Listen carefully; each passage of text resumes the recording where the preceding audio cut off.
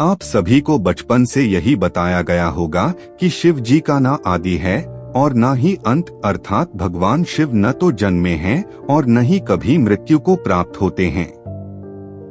परंतु शायद यह पूरी तरह सत्य नहीं है, क्योंकि विष्णु पुराण, शिव पुराण और श्रीमद् देवी भागवत महापुराण जैसे ग्रंथों में शिव जी की उत्पत्ति को लेकर कई बातें बताई गई हैं।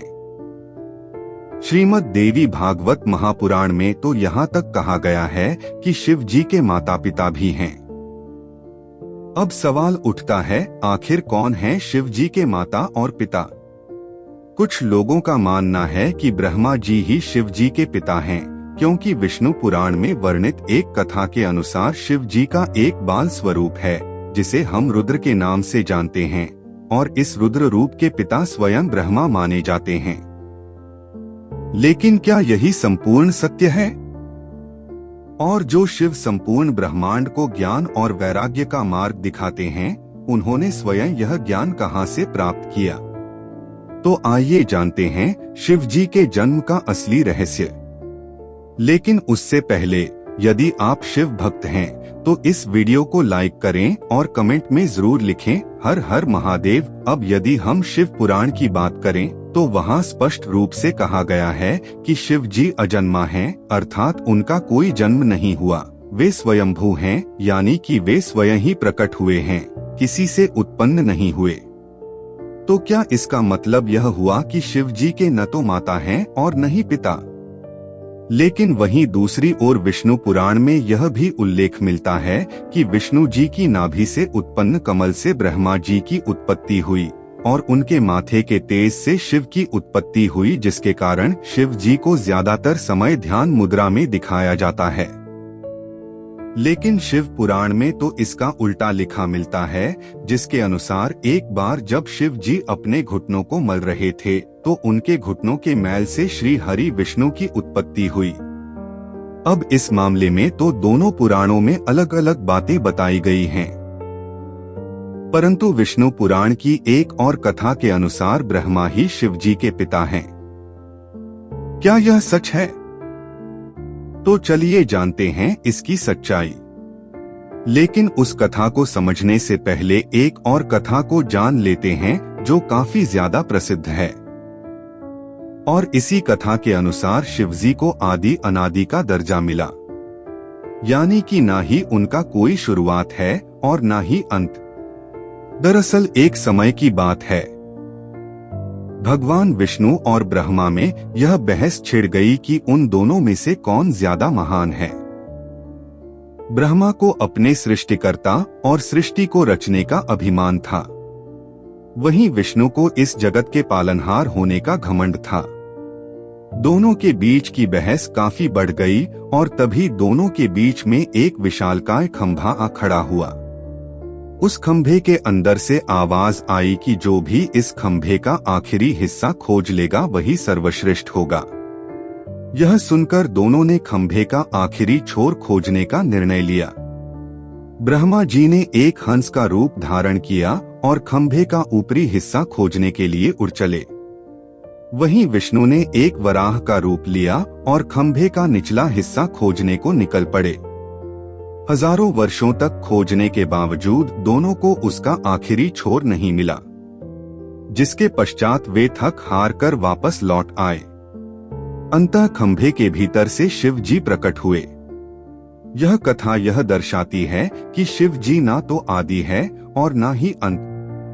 लेकिन मित्रों, क्या आपको पता है, इसी दौरान जब विष्णु और ब्रह्मा थक हार कर वापस लौटे और जब शिवजी प्रकट हुए, तब उन्होंने दोनों से पूछा कि क्या आपको खंभे का आखिरी छोर मिला?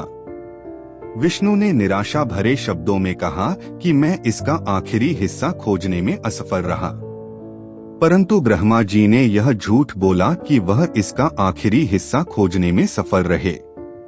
यह बात सुनकर शिव जी काफी क्रोधित हुए और ब्रह्मा को श्राप दिया कि आज से पृथ्वी लोक पर तुम्हारी कोई पूजा नहीं करेगा, जिसके कारण पूरे ब्रह्मांड में ब्रह्मा जी का केवल एक ही मंदिर है। सनातन धर्म में ब्रह्मा जी की पूजा बहुत ही काम की जाती है। अब हम यह जानेंगे कि क्यों शिव जी को ब्रह्मा का पुत्र बताया जाता है। आखिर इसके पीछे क्या सच्चाई है? तो चलिए अब इस कथा को भी जानते हैं।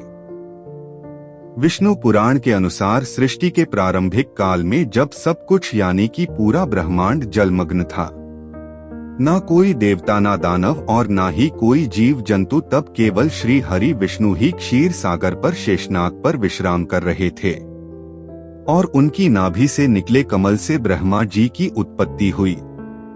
इसके पश्चात ब्रह्मा जी और विष्णु जी इस सृष्टि की उत्पत्ति और रचना को लेकर बातें करने लगे। इसी दौरान शिव जी भी वहां प्रकट हुए। जब शिव जी वहां प्रकट हुए तब ब्रह्मा ने उन्हें पहचानने से इनकार कर दिया, जिससे शिव रूठ गए और वहां से चले गए। तब विष्णु ने ब्रह्मा को दिव्य दृष्टि प्रदान की, जिसके पश्चात ब्रह्मा जी को अपनी गलती का एहसास हुआ। तब ब्रह्मा जी ने शिव जी से माफी मांगी और उनसे यह वरदान मांगा कि वे उनके पुत्र रूप में जन्म लें। शिव जी ने ब्रह्मा की प्रार्थना स्वीकार की और उन्हें आशीर्वाद दिया कि वे उनके पुत्र रूप में जन्म लेंगे। हजारों साल बीत जाने के बाद जब ब्रह्मा जी ने इस सृष्टि की रचना शुरू की तब उन्हें एक बच्चे की जरूरत पड़ी और तब उन्हें शिव जी का आशीर्वाद याद आया, जिसके बाद ब्रह्मा जी ने कठोर तपस्या की और उनकी तपस्या से प्रसन्न होकर भगवान शिव एक बालक रूप में उनकी गोद में प्रकट हुए। आपकी की जानकारी के लिए बताते चलते हैं कि यह भगवान शिव का एकमात्र बाल रूप है। दरअसल जब शिव जी बाल रूप में प्रकट हुए तो काफी ज्यादा रोने लगे और जब ब्रह्मा जी ने उनके रोने का कारण पूछा तो उन्होंने बड़ी ही मासूमियत से कहा कि वे इसलिए रो रहे हैं क्योंकि उनका कोई नाम नहीं है। तब ब्रह्मा जी ने उन्हें रुद्र नाम दिया, जिसका अर्थ होता है रोने वाला। परंतु इसके बावजूद भी शिव जी शांत नहीं हुए क्योंकि उन्हें यह नाम पसंद नहीं आया, जिसके बाद ब्रह्मा जी ने उन्हें दूसरा नाम दिया जो है सर्व। पर शिव जी को यह नाम भी पसंद नहीं आया, जिसके बाद ब्रह्मा जी ने उन्हें और भी नाम दिए जैसे भव, उग्र, भीम, पशुपति, ईशान, महादेव और इसी तरह ब्रह्मा जी ने शिव जी को 108 नाम दिए और माना जाता है कि यह सारे नाम धरती पर ही लिखे गए थे। पर मित्रों, शिव जी के जन्म की असली सच्चाई तो अभी बाकी है, तो चलिए अब हम जानते हैं शिव के जन्म की असली कहानी। आखिर क्या है उनके माता पिता? श्रीमद् देवी भागवत पुराण में शिव जी के माता पिता और उनके जन्म की बातें बताई गई हैं। यहाँ तक कि इसमें त्रिदेवों यानी कि ब्रह्मा और विष्णु के भी जन्म की सच्चाई देखने को मिलती है।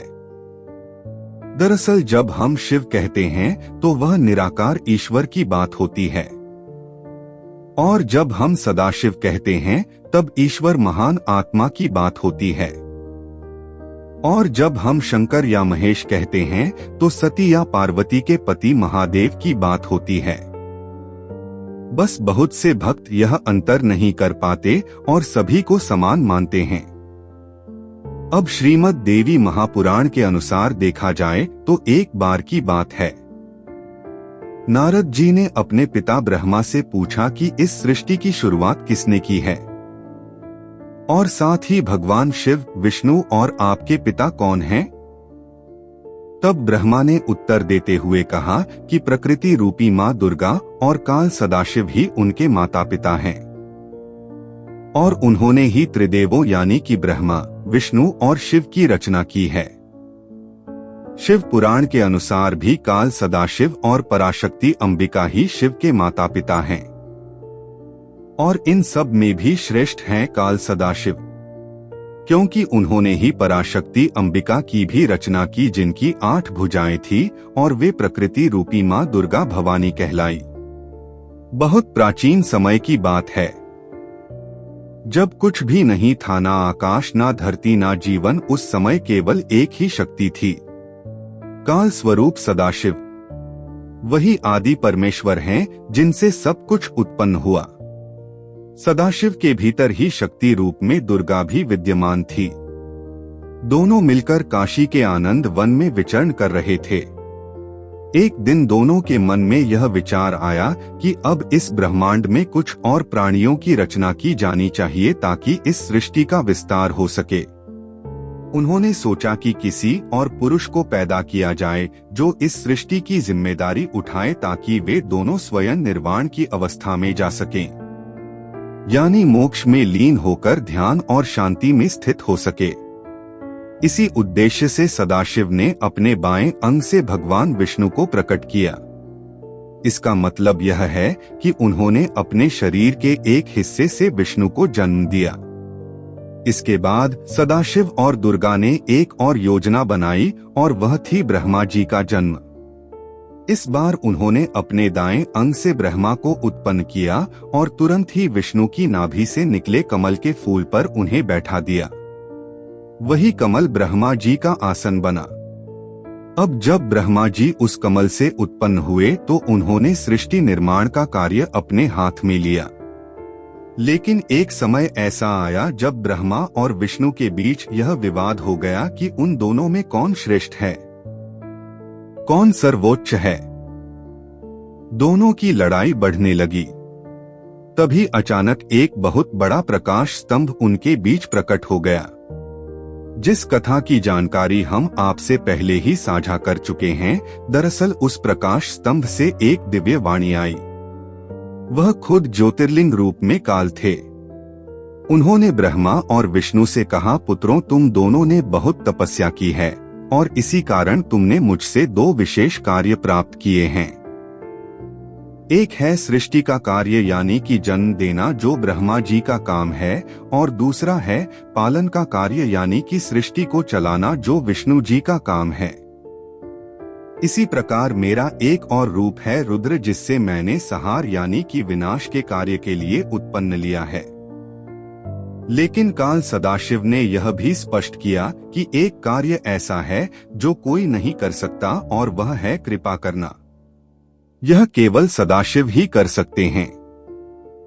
फिर सदाशिव ने कहा, रुद्र मेरे जैसा है, वह मेरे जैसा वस्त्र पहनता है, मेरे जैसा वाहन पर चलता है और मेरे जैसा अस्त्र शस्त्र रखता है। उसका रूप, वाहन और कार्य सब मेरे ही समान है।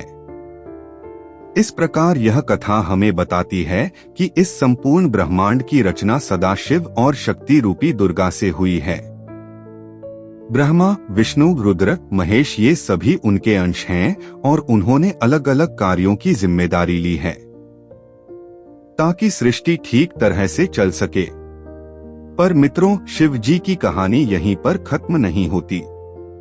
एक और रोचक कथा है जिसके अनुसार एक बार कुछ साधु संतों ने भगवान शिव से उनके जन्म के बारे में पूछा। तब भगवान शिव ने जो उत्तर दिया वह चौंकाने वाला था। तो चलिए अब उस आखिरी कथा को जानते हैं। एक अन्य पुराण के अनुसार एक बार ऋषि मुनियों में जिज्ञासा जागी कि आखिर भगवान शंकर के पिता कौन हैं। यह सवाल उन्होंने शंकर जी से ही पूछ लिया कि हे महादेव, आप सबके जन्मदाता हैं, लेकिन आपका जन्मदाता कौन है? आपके माता पिता का क्या नाम है? इस प्रश्न का उत्तर देते हुए भगवान शिव ने कहा, है मुनिवर, मेरे जन्मदाता भगवान ब्रह्मा हैं।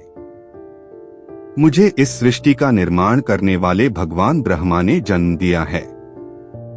इसके बाद ऋषियों ने एक बार फिर भगवान शंकर से पूछा कि यदि यह आपके पिता हैं तो आपके दादा कौन हुए?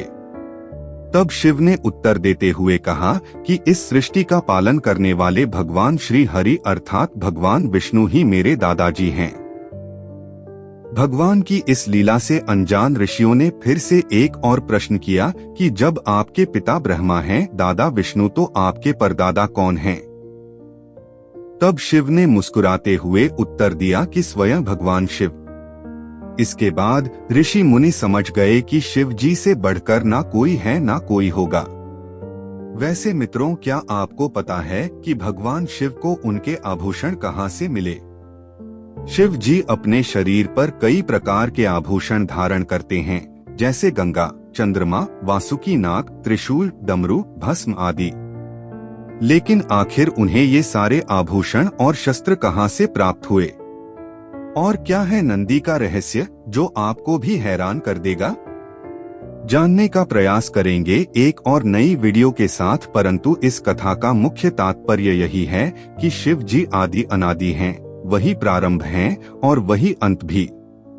वे सृष्टि के आरंभ से पहले भी विद्यमान थे और सृष्टि के विनाश के बाद भी रहेंगे। शिव वो हैं जो काल से भी परे हैं, जो श्मशान वासी हैं, जिन्हें मृत्यु का भय नहीं है और जो मोह से मुक्त हैं। मित्रों, अगर आपको आज की वीडियो अच्छी लगी है तो कमेंट में हर हर महादेव अवश्य लिखें।